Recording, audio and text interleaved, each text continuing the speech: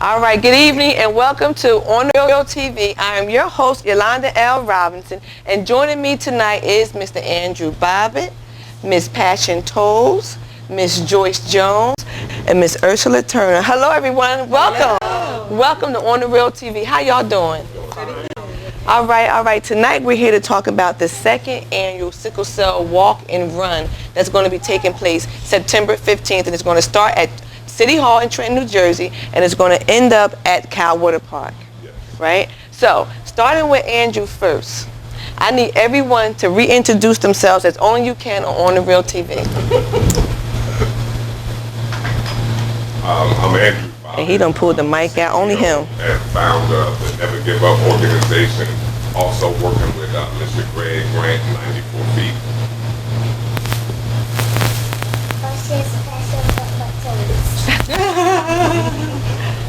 I'm Joyce Jones. And I'm Ursula Turner.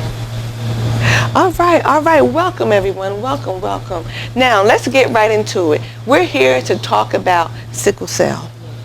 Last year, I had an opportunity to come to the first event you had, which was a wonderful event for a beautiful cause. Now, I would like to know more about sickle cell. Can you just please at least tell me a little bit about sickle cell before we actually get into the event? Because to have an event like this, it had to be a cause, because this is a party with a purpose, a walk with a purpose. So let's yeah. Well, sickle cell is a blood disorder where the red blood cells become sickled in shape, and it's kind of hard for the blood to flow normally. And when the blood starts to clot, it causes a great deal of pain, unbearable pain. And it also can affect your main organs and stuff like that, your level of oxygen. You have to be hospitalized for a great deal of time.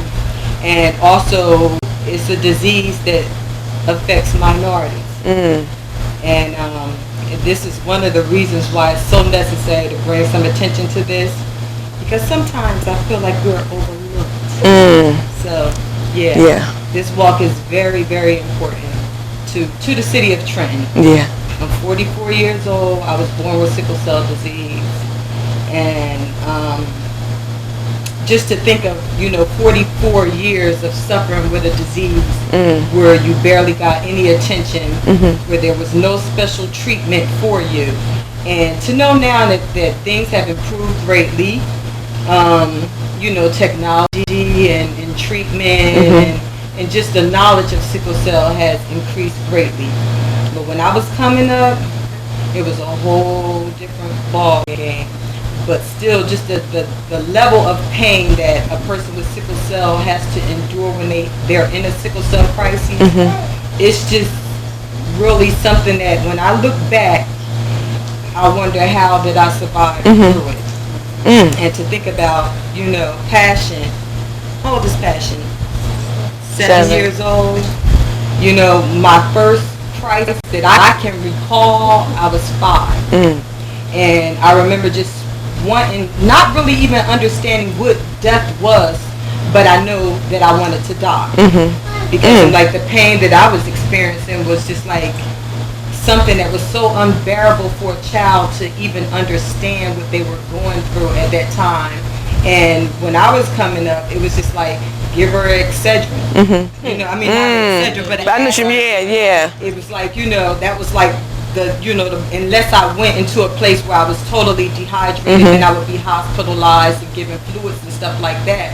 But just the level of pain was something that, as a child, I could not even comprehend, screaming to the top of my lungs. And all, my parent could do is just look at me. Because also my mother, Patricia Mann, she had sickle cell disease. Her sister, Margaret Jones, had sickle cell disease. We lost her 3 years ago to sickle cell. I had a brother. He passed away 13 years ago. He had sickle cell disease as well. And I have a nephew, my only nephew. He was born with sickle cell disease as well. So, with the city of Trenton really I was just so honored that Andrew asked me to be a part of this, and just to see his passion and really wanting to make a difference. And he has a son that suffers with the disease as well, and just knowing his heart and his passion and his concern to continue to push and really see things change for us, and not having to travel out so far, to get that special treatment and just better treatment for us. And when we have all these hospitals right here, I was born and raised in Trenton, New Jersey, and I think that it's about time. Yeah. Now, Andrew, like I said earlier, I applaud you for what you're doing as a parent. Please give us your feeling about what you went through as a parent and what inspired you to do what you're doing, because I applaud you. First of all, I just want to thank y'all for being here, and I think the main thing that I was married during the time period, and we didn't know anything about sickle cell anemia. We didn't know anything about sickle cell trait, and the problem that we had, as parents of neither one of us knowing what was wrong with our son, is that we had to go through different tests. So during the time period, they never test kids for sickle cell. I think they started doing it in 1992. That's when they started testing this individual. And we was going to different doctors. They didn't know what it was. We was trying to find out. Then we found out he had sickle cell. But I want to just talk about two people being married and young, and your child got sickle cell. I worked for the city of Trenton. My wife worked for the state.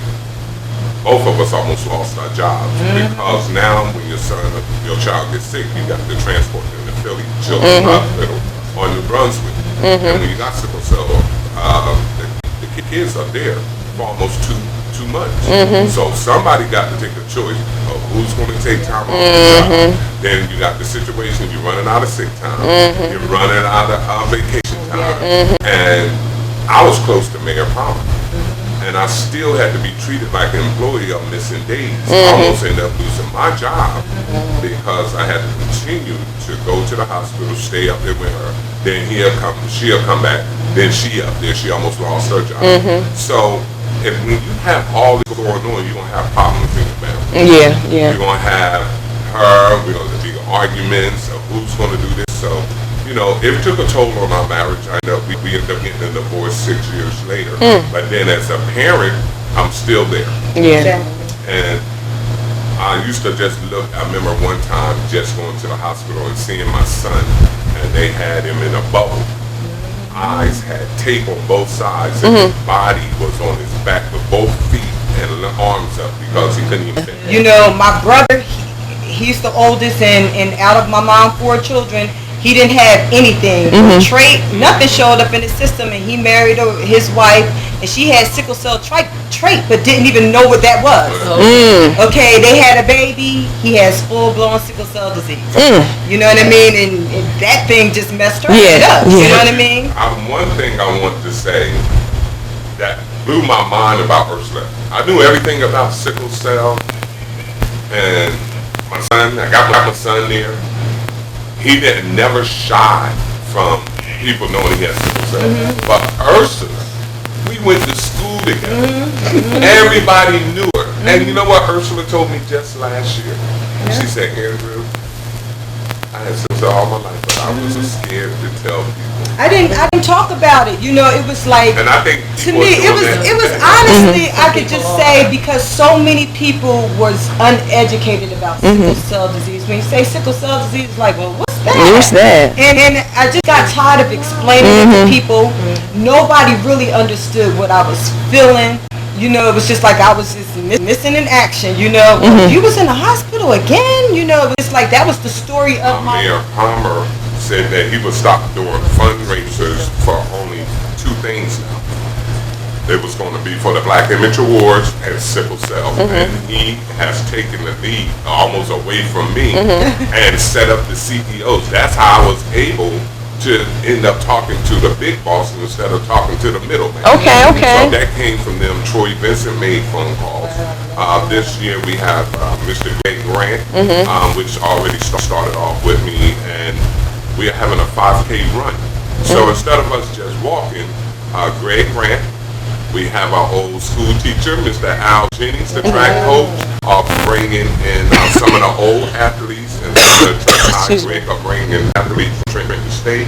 You're talking about the basketball coach, Reggie Murray, and Greg are making a girls and boys basketball team running this. Yeah. And if you remember, Kevin Davis broke a lot of not world records, state records for the city. He's coming back. Now, give me some contact information just in case someone wants to be able to get a ticket. He gonna hand it to me. All right. This is Andrew Bobbitt from the Never Give Up organization. He's the founder and CEO. The call-in number is area code 609-647-9906. I repeat, 609-647-9906. Contact Andrew from the Never Give Up organization to get your ticket for the after party, to get registered for the 5K walk and run. Come out and support this great cause. Make sure you say where you're seeing your checks and money orders for a donation. Yes. Oh, the P.O. Box is 2417 Trenton, New Jersey, 08607. I repeat again, P.O. Box 2417 Trenton, New Jersey, 08607. Send in your donations if you cannot come, and guess what? We need you. We need your help. We really would like you to be there. You know what I mean? But if you can't, send your money. You know, I really want to thank you all for taking the time to sit with me on The Real TV and talk about this, because it is a cause and we all need to be involved in it. I want to thank you, Andrew. I want to thank you, Miss Jones. I want to thank you, Ursula. And I want to thank you, Passion, all so very much. My studio audience, thank you. Say hi. Woo!